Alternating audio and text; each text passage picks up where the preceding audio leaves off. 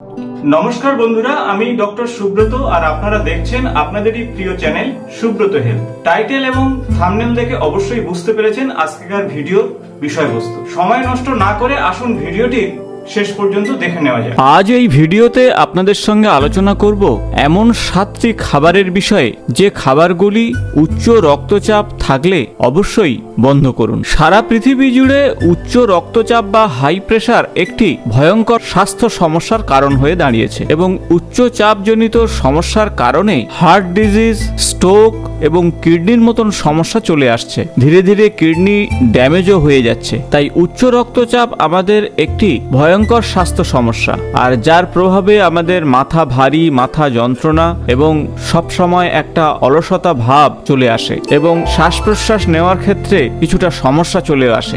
যদি একেবারে শুরু থেকেই আপনারা উচ্চ রক্তচাপের এই বিষয়টি জানতে পারেন তাহলে বেশ কিছু লাইফস্টাইলের পরিবর্তনে আপনি সেখান থেকে অবশ্যই বেরিয়ে আসতে পারবেন। উচ্চ রক্তচাপ জনিত কারণে আমাদের আর্টারির মধ্যে দিয়ে রক্ত প্রবাহের সময় অনেক সময় ফেটে যায়, আর তা যদি মস্তিষ্ক বা হার্টের মধ্যে হয় তার কারণে করোনারি থ্রম্বোসিস বা ব্রেন হ্যামারেজ পর্যন্ত হতে পারে। আর এর কারণ হলো আমাদের আর্টারির মধ্যে ক্যালসিয়াম প্লাগ বা কোলেস্টেরল প্লাগ তৈরি হওয়া এবং এর ফলে আর্টারির ওয়াল শক্ত হয়ে যায় এবং ভিতরের যে প্যাসেজ অনেক বেশি ন্যারো বা সরু হয়ে যায়, আর এই রোগের নাম আথেরোস্ক্লেরোসিস। বেশ কিছু প্রকৃতিতে খাদ্য রয়েছে যেগুলো আমাদের শরীরের রক্তচাপ কমাতে পারে, তবে বেশ কিছু খাবার রয়েছে যেগুলো আমাদের শরীরে রক্তচাপ অনেকটাই বাড়িয়ে দিতে পারে। তাই সে বিষয় নিয়ে এই ভিডিওতে আপনাদের সঙ্গে শেয়ার করব। তাই এমন 7টি ফলের কথা আপনাদের সঙ্গে আলোচনা করব যে ফলগুলি উচ্চ রক্তচাপ থাকলে আপনারা একেবারেই খাবেন না। প্রথম যে ফলের কথা বলবো, যে ফলটি আপনারা ডায়েট চার্টে রাখবেন না যদি আপনাদের উচ্চ রক্তচাপ থাকে, তা হলো পাকা কলা। যদিও পাকা কলা সারা পৃথিবীতে জনপ্রিয় এবং কয়েক শতাব্দী জুড়ে পাকা কলা আমাদের পুষ্টির ক্ষেত্রে যথেষ্ট উপকারী। আপনি কি জানেন যে পাকা কলা আপনার উচ্চ রক্তচাপে খেতে পারবেন কিনা? এটি একটি প্রাকৃতিক ফল এবং যার রং মনোমুগ্ধকর, আর যার মধ্যে রয়েছে প্রচুর পরিমাণে সুগার, আর এই উচ্চ সুগারের জন্য আপনার ব্লাড প্রেশারকে বাড়িয়ে তুলতে পারে। যে সমস্ত কলা সবে সবুজ থেকে হলুদ বর্ণের দিকে আসছে সেই সময় কিন্তু এই কলাতে প্রচুর পরিমাণে রেজিস্ট্যান্ট স্টার্চ থাকে, আর এটি এক প্রকারের প্রিবায়োটিক ফাইবার। প্রিবায়োটিক খুবই গুরুত্বপূর্ণ একটি পুষ্টি উপাদান যা আমাদের অন্ত্রের মধ্যে থাকা বিভিন্ন মাইক্রো অর্গানিজমকে বুস্ট আপ করে বা বৃদ্ধি করে এবং এজন্য গাট হেলথ ঠিক থাকে এবং আমাদের প্রবল খিদের ইচ্ছাকে কমিয়ে তুলতে পারে এই রেজিস্ট্যান্ট স্টার্চ। তাই কলা আমাদের একদিকে খিদের পরিমাণ কমিয়ে দেয়, অন্যদিকে শরীর স্বাস্থ্যের জন্য যথেষ্ট ভালো এবং ব্রেন ফাংশনের জন্য অবশ্যই কলা একটি গুরুত্বপূর্ণ খাদ্য উপাদান। তাই সবুজ অর্থাৎ কাঁচা কলা কিংবা যে সমস্ত কলার উপরের রং সবুজ সেগুলি কিন্তু যথেষ্ট ভালো, এবং যখন কলা ম্যাচিওর হয়ে গিয়ে সবুজ থেকে হলুদ বর্ণে রূপান্তরিত হয় সেই সময়ে রেজিস্ট্যান্ট স্টার্চ ভেঙে গিয়ে ন্যাচারাল সুগারে পরিণত হয়, আর এই জন্যই কলা পেকে গেলে এতটাই মিষ্টি হয়। কলার মধ্যে রয়েছে যথেষ্ট পরিমাণে পটাশিয়াম এবং যে উপাদানটি সোডিয়ামকে রিপ্লেস করে এবং ব্লাড প্রেশারকে নিয়ন্ত্রণ করে। তাই আমরা সবাই জানি যে পটাশিয়াম ব্লাড প্রেশার নিয়ন্ত্রণের জন্য খুবই গুরুত্বপূর্ণ একটি উপাদান, কিন্তু পাশাপাশি প্রচুর পরিমাণে মিষ্টি থাকে এই কলার মধ্যে।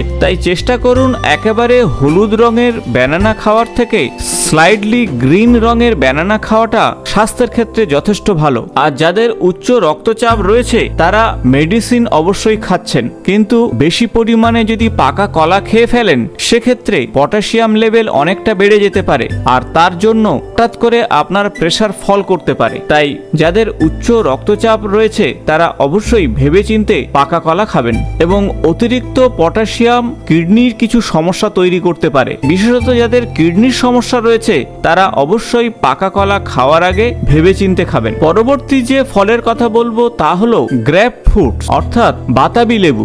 আপনার উচ্চ রক্তচাপ যদি থাকে এবং সেই সাথে যদি আপনারা উচ্চ রক্তচাপের ওষুধপত্র খান এবং সেই সঙ্গে এই বাতাবি লেবুর রস যদি খেয়ে ফেলেন তাহলে কিন্তু ভয়ঙ্কর স্বাস্থ্য সমস্যা তৈরি হতে পারে। তবে আপনাদের বলে রাখি যে গ্রেপ ফ্রুটস বা বাতাবি লেবুর মধ্যে প্রচুর পরিমাণে ভিটামিন সি, পটাশিয়াম এবং অন্যান্য স্বাস্থ্য উপকারিতার নিউট্রিয়েন্টসগুলিতে পরিপূর্ণ।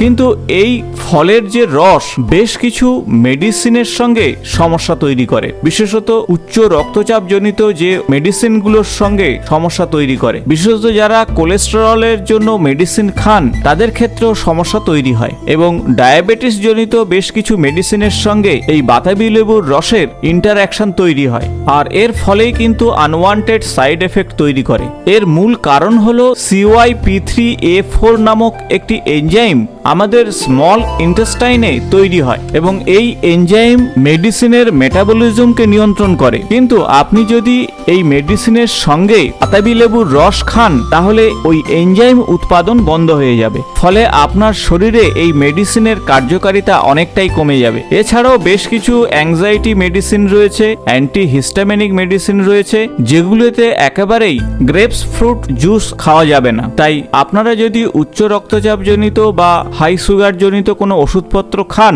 তাহলে এই বিষয়টি অবশ্যই মাথায় রাখতে হবে এবং খাওয়ার আগে ডাক্তারবাবুর পরামর্শ নিতেই হবে। পরবর্তী যে ফলের কথা বলবো তা হলো টিনজাত ফল, অর্থাৎ যে সমস্ত ফল প্রসেসড অবস্থায় আসে। এই ধরনের ফল গ্রোসারি স্টোরস থেকে আপনারা কিনে এনে খান। বিভিন্ন রকমের ফল ছোট ছোট করে কেটে প্যাকেজিং করে টিনজাত করে খাদ্যোপযোগী করে তোলা হয়, কিন্তু বেশিরভাগ এই ধরনের টিনজাত ফ্রুটের মধ্যে লিকুইড সুগার ব্যবহার করা হয়, আর এই সুগার কিন্তু আপনার শরীরের ব্লাড সুগারকে বাড়িয়ে তুলতে পারে। বিশেষত যারা ডায়াবেটিসের পেশেন্ট তারা ভুল করেও এই টিনজাত ফল খাবেন না, এবং এই ধরনের টিনজাত ফলের মধ্যে প্রচুর পরিমাণে সোডিয়াম থাকে, আর যে সোডিয়াম আপনার শরীরের রক্তচাপকে বাড়িয়ে তুলতে পারে।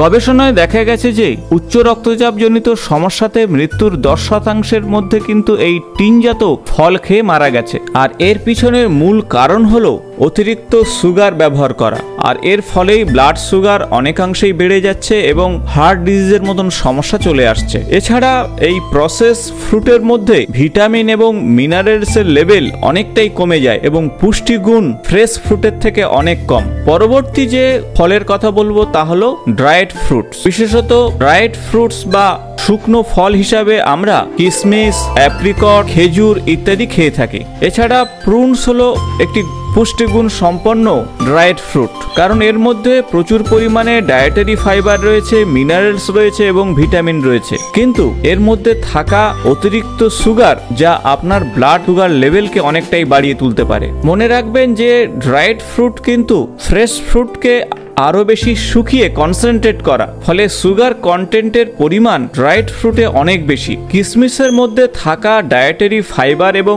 অন্যান্য পুষ্টি উপাদান আমাদের শরীর স্বাস্থ্যের ক্ষেত্রে যেমন খুবই উপকারী এবং সেই সাথে এনার্জি লেভেল অনেকটাই বেশি, কিন্তু অন্যদিকে সুগারের মাত্রা এতটাই বাড়িয়ে তুলতে পারে এবং সেই সাথে প্রেসারকে এতটাই বাড়িয়ে তুলতে পারে যা কিন্তু স্বাস্থ্যের ক্ষেত্রে যথেষ্ট ভয়ঙ্কর হতে পারে। তাই ড্রাইড ফ্রুট খাওয়ার আগে অবশ্যই আপনাকে দুবার ভাবতে হবে। পরবর্তী যে ফলের কথা বলবো তা হলো ফ্রুট জুস। ফ্রুট জুস যথেষ্ট স্বাস্থ্যের ক্ষেত্রে উপকারী, এটা আমরা সবাই জানি, কিন্তু যখন আপনি ফ্রেশ ফ্রুট থেকে ফ্রুট জুস তৈরি করবেন সেখানে কিন্তু ফাইবারের পরিমাণ কমতে থাকবে, আর ফাইবার যদি কমতে থাকে তাহলে ব্লাড সুগার লেভেল অনেক বাড়তে থাকবে। ধরুন আপনি অরেঞ্জ জুস খাচ্ছেন, এর মধ্যে প্রচুর পরিমাণে ভিটামিন সি রয়েছে, কিন্তু পাশাপাশি সুগার লেভেল অনেকটাই বাড়াবে আপনার রক্তে। ধরুন আপনি টমেটো জুস খাচ্ছেন, এর মধ্যে প্রচুর পরিমাণে নিউট্রিয়েন্টস ভ্যালু রয়েছে, কিন্তু সব থেকে খারাপ খবর হলো ফ্রেশ টমেটোর পরিবর্তে যদি টমেটো জুস খান